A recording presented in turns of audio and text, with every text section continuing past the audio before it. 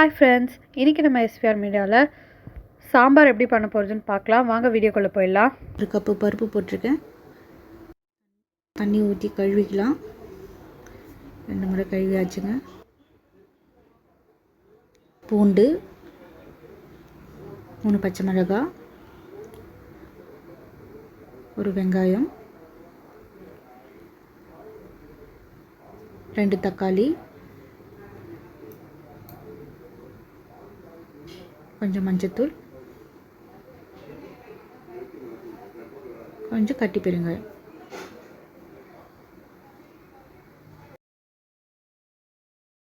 ரெண்டு விசில் வச்சு எடுத்துட்டோம்.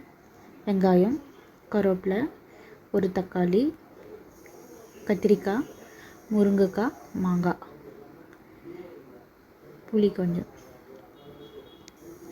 கடாயை வச்சிட்டோம். எண்ணெய் ஊற்றுறோம். கடுகு, சீரகம், 3 காஞ்ச மிளகாய்,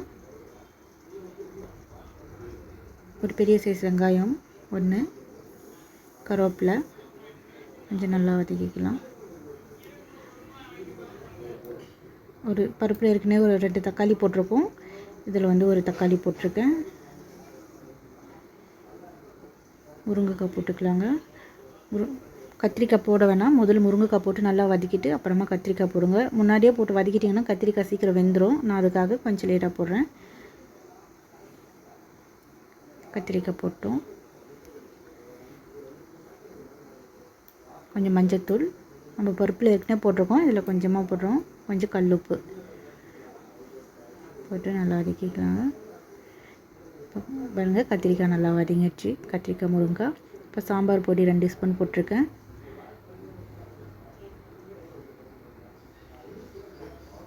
தண்ணி கொஞ்சம் ஊற்றிக்கலாங்க.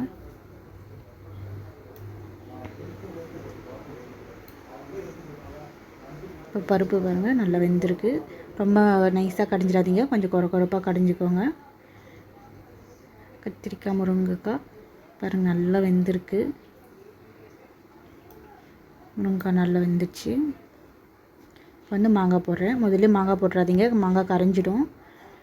இப்போ பருப்பு கடைஞ்சதை ஊற்றிக்கலாம்.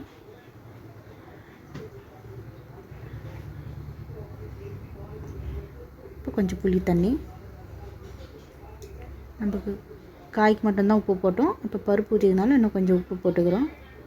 பாருங்கள், கத்திரிக்காய், மாங்காய், முருங்கைக்காய்லாம் நல்லா வெந்திருக்கு.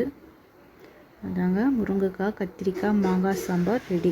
உங்களுக்கு இந்த வீடியோ பிடிச்சிருந்தா லைக் பண்ணுங்கள், ஷேர் பண்ணுங்கள், கமெண்ட் பண்ணுங்கள். அண்ட் மறக்காமல் சப்ஸ்கிரைப் பண்ணிவிட்டு பெல் பட்டனை கிளிக் பண்ணிவிடுங்க.